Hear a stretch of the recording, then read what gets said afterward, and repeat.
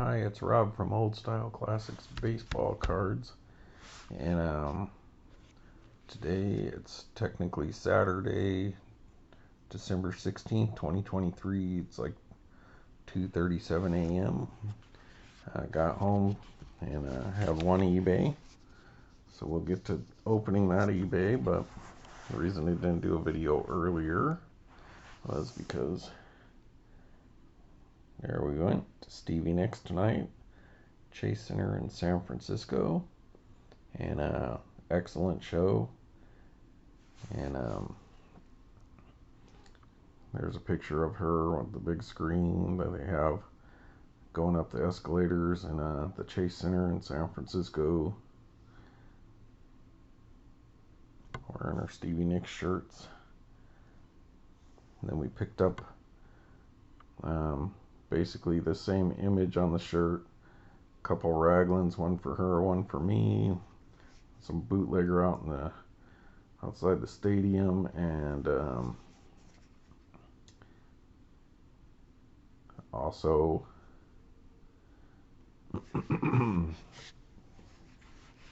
sucks they don't give you ticket stubs anymore. This pisses me off because I'm paying for a ticket, not a cover charge. But yeah, we're set one row away from the top of the stadium, but still excellent show. She put on a great show. Boy, she can still sing. We've gone and seen some other. I think she's 72, and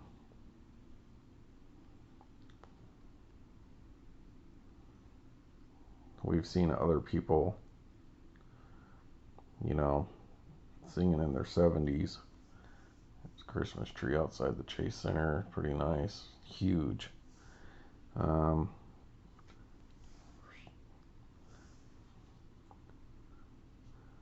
um, that just couldn't sing as well as she did, and man, she belted it out. She was on fire tonight. She did a great job. Let's see, got a couple videos. Um, Interesting set list. I don't think she had anyone open. If she did, we missed it, but she went on at 8 instead of 9 like normal. The guy said she was only going to play till 10 for whatever reason tonight, but she went and played till like 10:30. So um, yeah, did a great show. Just amazing how much she can still built it out. She's not moving around as much as obviously 1981, 83 Stevie Nicks, but still. Then we also got these. Sorry, just bouncing around a little bit. Got a couple of these 88. Since 88 is the 30th anniversary design they're doing this year, got a couple 88 rack packs that I picked up at that Game Time hobby shop in Albuquerque and haven't got around to, so maybe we'll do one of these. Anyways, sorry, got a little distracted there. Stevie Nicks. Love Stevie Nicks. Always had a crush on her, but she was like 20 plus years older than me, so it was like non-realistic, kind of like Princess Leia. But she still looks pretty good for her age and sings really well and talks a lot. She's Gemini like me. But yeah, she put on a good show. Little been upset with Stevie Nicks for the last couple years, mostly because she kind of basically ran Lindsey Buckingham out of Fleetwood Mac, and well, that sucks. So we did see Fleetwood Mac last time without Lindsey Buckingham, and it wasn't as good. Saw that up in Oakland, but I seen them 3 or 4 years before that here in San Jose, where it was when Christine McVie came back. So I actually did get to see what I will say the Fleetwood Mac Big Five, the main group that we're all know and love from the mid 70s through the 80s. So I got to see them when Christine McVie came back, and that was an excellent show. San Jose SAP Shark Tank, whatever. Then the first time I seen them. I drove from Albuquerque to Phoenix like in 2009 or 8, and saw them without Christine McVie, and that was an excellent show as well. And then I've seen her twice in Albuquerque, the Journal Pavilion or Isleta Amphitheater, whatever they call it now. And then we seen her tonight, so that's 3 solo times I've seen her, 3 times with Fleetwood Mac. Then I've seen Lindsey Buckingham solo once, Isleta Casino. And then we saw Buckingham McVie, so Christine McVie and Lindsey Buckingham. When they put that album out, we saw them at San Jose Civic, and that was an excellent show. But when you look at that album, it's Christine McVie, Lindsey Buckingham, John McVie, and Mick Fleetwood all on there, and Stevie Nicks refused to get involved because that was supposed to be another Fleetwood Mac album. So she wouldn't do it, so they just released it as Buckingham McVie. Excellent album, would have been great Fleetwood Mac album. Technically is a Fleetwood Mac album, but she kind of runs the show, because she's the most popular in the band. Then ran Lindsey out of the band and couldn't make up or anything like that, and then Christine died, so that sucks. But she put on a great show, and still love Stevie Nicks. Go see her. But anyways, let's get on with it, folks. We had seats kind of on the side. This is from Burbank, so not too sure what this card is. But anyway, so we went to Stevie Nicks tonight. Drove up there this time, unlike the Lionel Richie episode, which is really long. After I got back from that show, complaining about taking the train that one time, and I'm not doing that again. Drove around and around looking for parking because it's like $65 to park at the Chase Center because it was sold out. And I'm not going to pay that.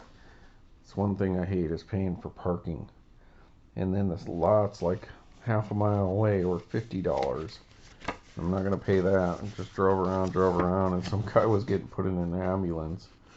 And right behind the ambulance was an empty spot. So we drove up, and we're like, hey, can we park there? And he goes, oh, yeah, wait a few minutes. And then, you can park there. And so then he was like, wave me back. We got to park for free right out on the street. And the car was okay afterwards, so there you go. So we got lucky. And then we were walking up, and this kind of fancy building that an old building that they repurposed into like a restaurant, some kind of furniture store, like in the top 3 floors or something. And this couple was coming out. We're like, hey, what's in there? Is those apartments or condos? And I'm like, no, it's a restaurant and then like furniture store. And we're eating there. It's a really fancy place because we just picked up our wedding certificate, and we're having a special night out, getting some champagne some people sent us. And the people sitting by us were like, hey, you guys gone to Stevie Nicks? And we're like, Stevie Nicks? She's here? And they're like, yeah, she's playing right over here tonight. It's a couple blocks away. And they were like, oh my god, we're doing Landslide is going to be the song she walks down the aisle to. And so they just got on their phone and ordered tickets on the floor right away.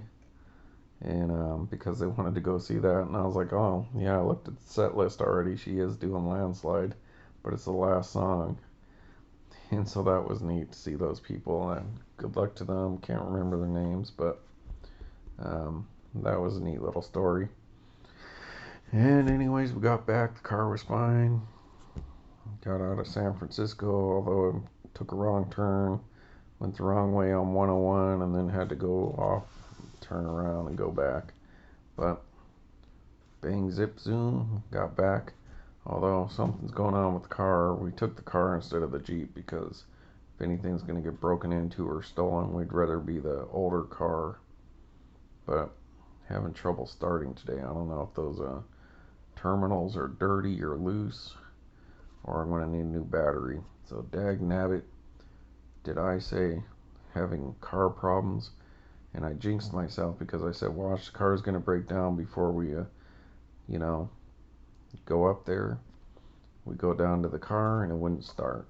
Had to bring out the jumper, little box that we got at Costco. Started up, went to the mall so she can return some stuff. We ate ume. It's a little Japanese hamburger hot dog place. It's at Valley Fair. And Kyoto burgers are really good, but then I got the Sicilian hot dog. And it was like Italian sausage with marinara, parmesan, black olives, and parsley, I think. And oh my god, it was so good. So if you're ever in San Jose, you can either go to the mall, there's ume there, or one off of Capitol. Berryessa, I believe. Good stuff. Chili fries. Because we never eat before we go to San Francisco. We're always like last minuting it. This time, she needed to go to the mall, drop off some stuff. We did that, ate. Oh, the cream soda, man. Strawberry cream soda they make. Special there. Really good. Then I went over to Lids to look for some cards, like some Allen and Ginter or something. They didn't have diddly and squat. All they had was like Heritage, and not a big fan. And then drove up to San Francisco and we got back in the car. Sort of just started. And when we got back, I tightened up the posts, the clamps, and it wouldn't start again. So, boy, I'm going to have to deal with that tomorrow. Tag nabbit.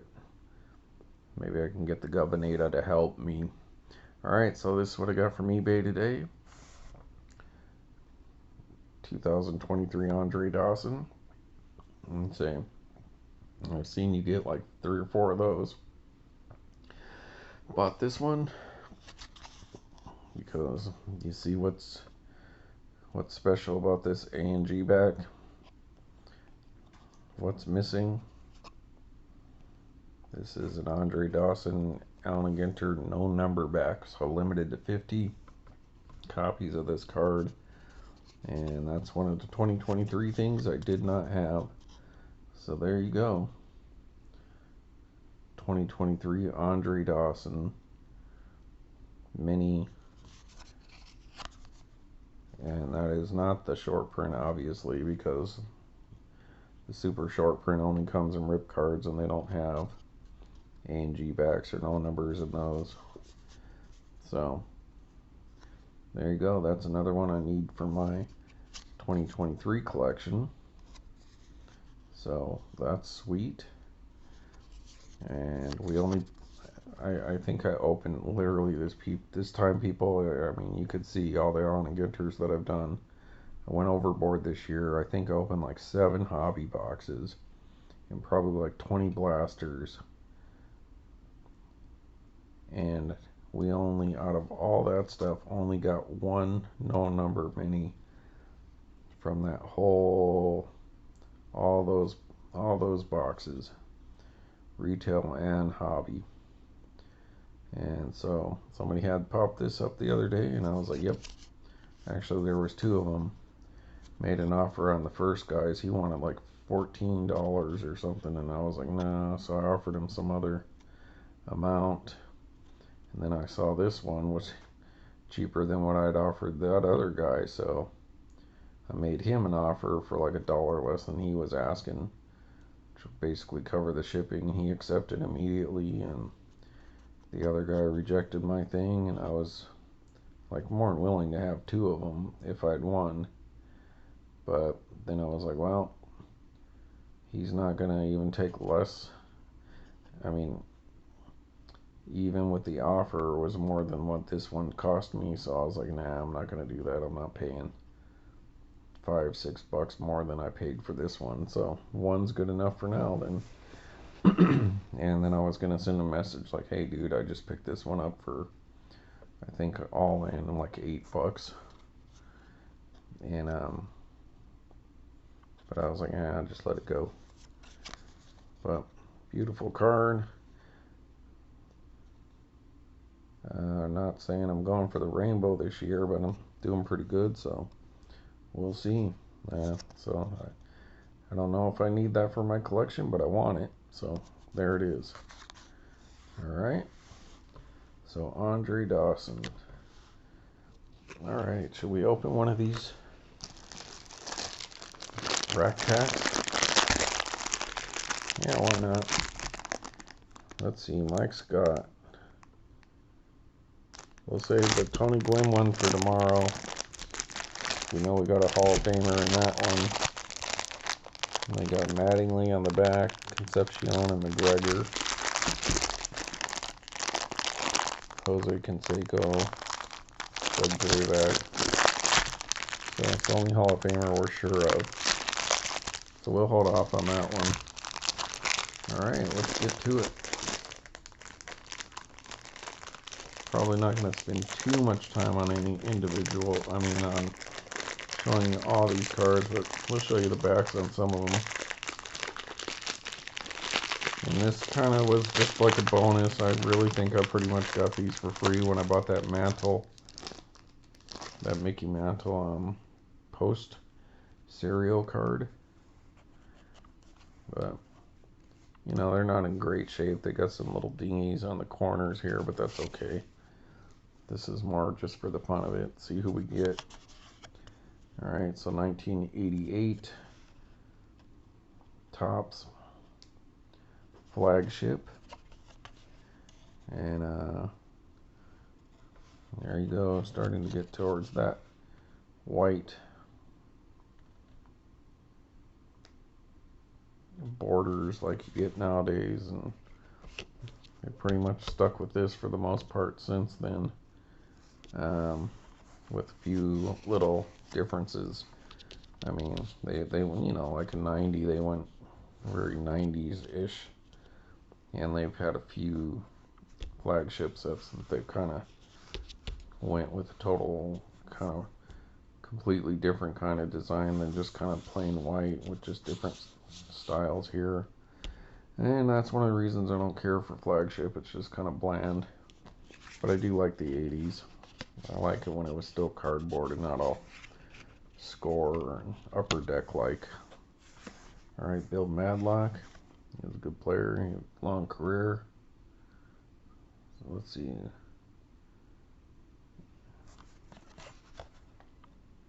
DH.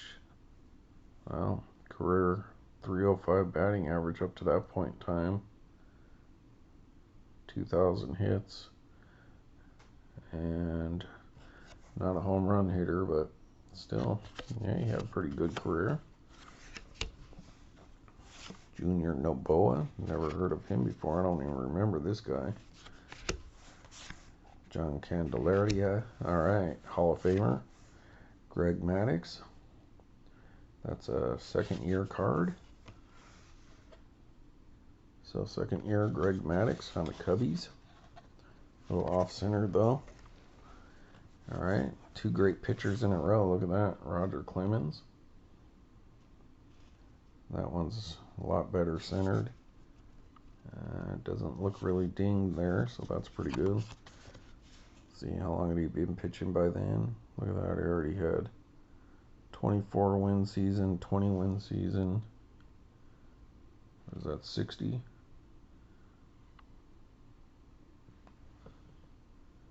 Boy, I am not able to see this with these glasses.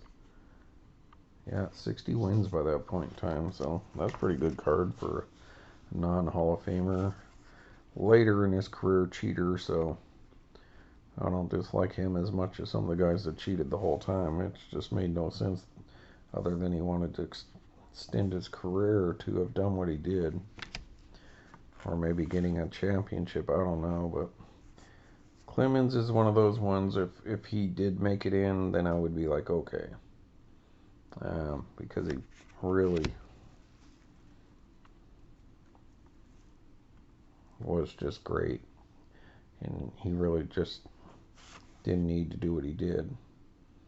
But it really depends for how long he was doing it. So, but I'm fine with him not being in either. So, Tim Larry, not the actor or whatever, writer. Daryl Akerfield. Gary Matthews used to be on the Cubbies when I saw him back in the day. Yep, been around the block. I'm gonna. Sorry, people. Oh boy. Hey, can I pause this and start recording again? I wonder. I'm gonna have to try that. Tom Needlepure and Bobby Bonilla. He was a big chase for a while there, and then record breaker Don Mattingly. Looks like he's there with Ricky Henderson. So, talking about Ernie Banks there. Alright, so Greg Maddux, Roger Clemons, Don Mattingly with Ricky Henderson, so that's not too bad. A little sell. Alright, next. The great thing about the rack packs, kind of like in the old days, like, you know how like the mini tobacco cards, like that Andre Dawson. The cool thing about the rack packs back then was that's where you got these all-star cards, the glossy, not the send away ones, but these white ones here like that. So those are beautiful cards. I always love those. Alright, so Greg Maddux' brother, Mike Maddux.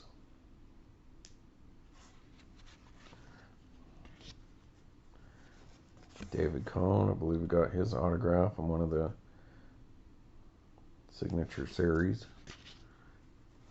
Oh man, I haven't heard Matt Noak's name in a long time.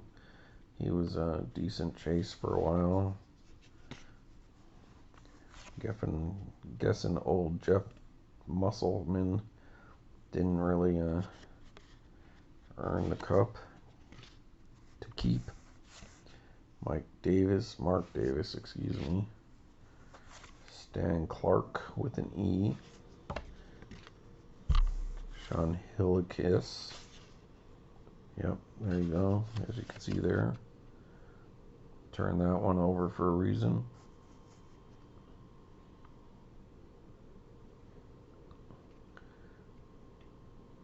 Because he played in Albuquerque. See how he did.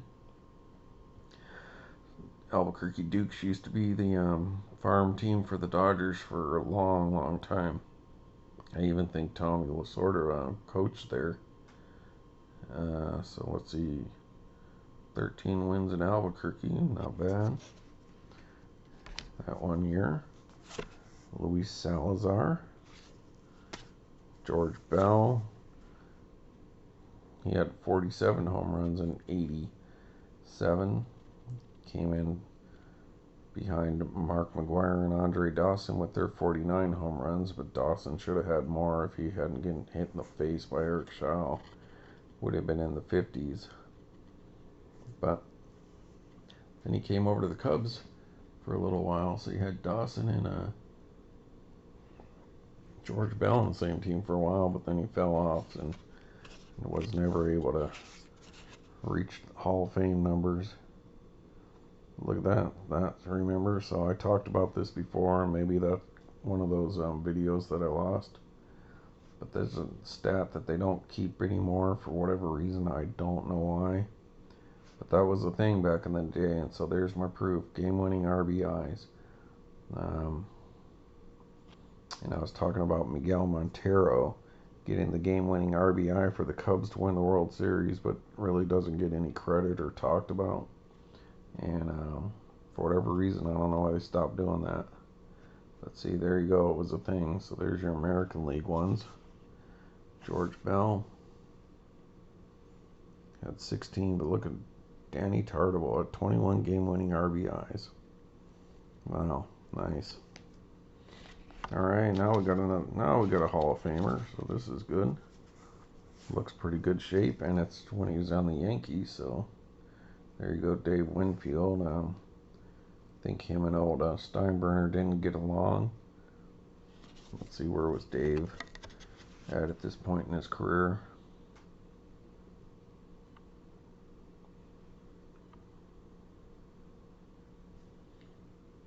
Focus problems today. I don't know if it's because of the cardboard or what. 332 home runs. 285 batting average. 2,200 hits. It did start earlier than, say, Dawson and Murray. But look at all those years in the American League. So, you know, he was doing some DHing. Get the stat, pad those numbers. Great player, though. Oh, I guess he should go over here in the good pile. Don Robinson, the Giants. Jose Uribe. Bill Piccata. And Dave Concepcion. Yeah, I just love the 80s cards. I love that cardboard and shiny but not glossy. It's pretty nice. Let's see, how many hits did Dave have?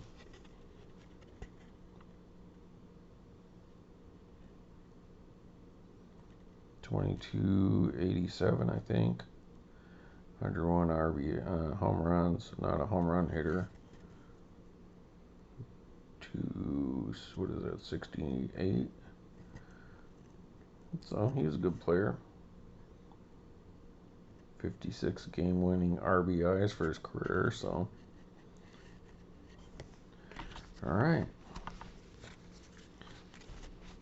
Last but not least, and then we'll get to the beautiful All-Star card. I love these glossy All-Star cards. You had the regular base All-Star card, you had the glossy All-Star card, and then you had the commemorative All-Star card that you'd have to send away for, which I showed you those couple Dawsons got last week. And let's save this one for last. So there was, like if Dawson was in this, which I'm sure he was, you would be able to get his base All-Star card, which is the base out of the actual set. Then you would get this glossy one that we'll show. I'll just set this aside and I'll tell you about that when I get to it. Julio Franco. Mike Smithson. Jim Liedman.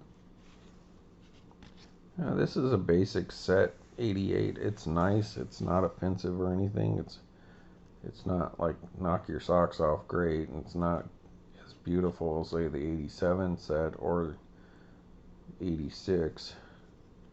But it's basic and it's nice. So it's one of the nicer ones in the 80s. The quality is a lot better. So the quality definitely increased, you know, so at least like the centering and stuff like that by the late 80s was not so bad. But these sets are just so big that it's just kind of bland.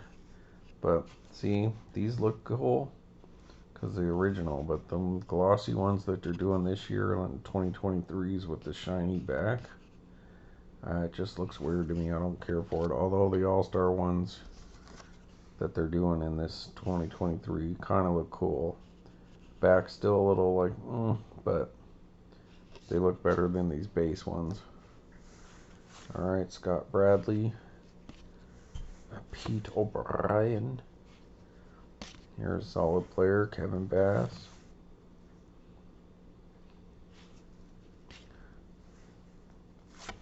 Mark Eckhorn. And definitely in 88, they were really kind of going overboard with the print run. So it's a nice set. It's just forgettable because there's nothing great, there's nothing offensive, there's nothing spectacular. They're simple, they're nice, beautiful baseball cards, overprinted, and just too large a set in my opinion.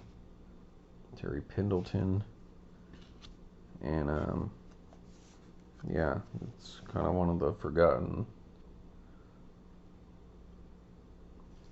as opposed to 90, which is like, I mean, I get it for the time, but there you go. Franklin Stubbs is a Dodger.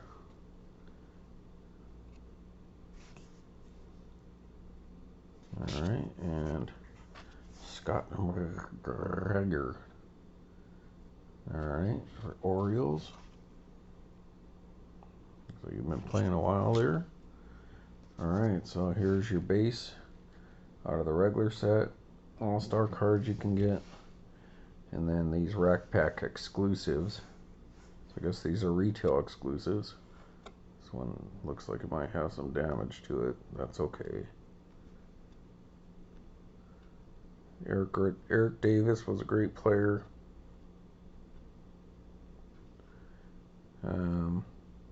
Had potential, but it's got some ding thing up here. But Eric Davis got his autograph out of Signature Series, I believe, unless it was clearly authentic, one of those. And then I also picked up a card, one of the Kraft macaroni and cheese panel cards that was a hand cut, and it has Eric Davis autograph on it, and I'm fairly certain that it's authentic, legitimate autograph because it looks just like his other one. And so anyways, so these are glossy, as you can see. They're glossier. So these have a shine to it. As you can see, it's kind of dispersed the light there. This you can see more clearly, it's more reflective. So it's definitely the glossy. Basically the same cardstock, maybe just a little, maybe that gloss gives it a little more firmness. And it has the nice kind of like Tiffany back, let's just call it that. Like the traded or Tiffany type back. Not shiny, just got that non-bland cardboard back like you might get. It's got a little bit of shine. So this would be your second type of all-star card you can get. So like if this was Andre Dawson, there would be this one, there would be this one, and then there would be the commemorative glossy sendaways that really didn't say anything, it just had those borders. Then it was really small, say Andre Dawson, and then on the back it would say commemorative well, something like this. It would say, it would be a different back, but it would just be basic. But those are also more like this. Maybe a bit thicker cardstock too. So that's one of the cool things about these 80s tops is, like if you collected a guy like Dawson, you get this one, the Sendaway one, his base card, and then any of the other like league leaders or team checklist or home run leaders or stuff like that. So but I don't have that card sitting in front of me to show you guys one of those. There you go. So unfortunately that one's got a chip in it, but you know, he had a good career, he was a good player. He would be a superstar. We'd call Eric Davis a superstar, but not a Hall of Famer. Kind of a Will Clark level, close, but we got Hall of Famer Dave Winfield. Got a Don Mattingly with Ricky Henderson, Hall of Famer on it. Hall of Famer Greg Maddux second year card. And then somebody who, in theory, could or should be a Hall of Famer except for his shenanigans. And then 2023 Andre Dawson. Angie back, no number. And yeah. The card stock is definitely a little thicker on the Ellen Ginter, so. But that's pretty nice. Greg Maddux, except the centering. That's pretty good centered. I don't know. It's a little shallow on the top. Excuse me. Dave Winfield, that's pretty solid. That looks good. So that's probably the winner of the pack as far as card quality. I don't see any dings. Back looks pretty good.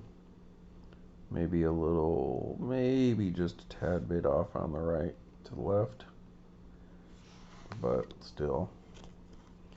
And then the Clemons, that's solid. That looks pretty good. A little heavy on the bottom, maybe. So that's probably your best one out of that.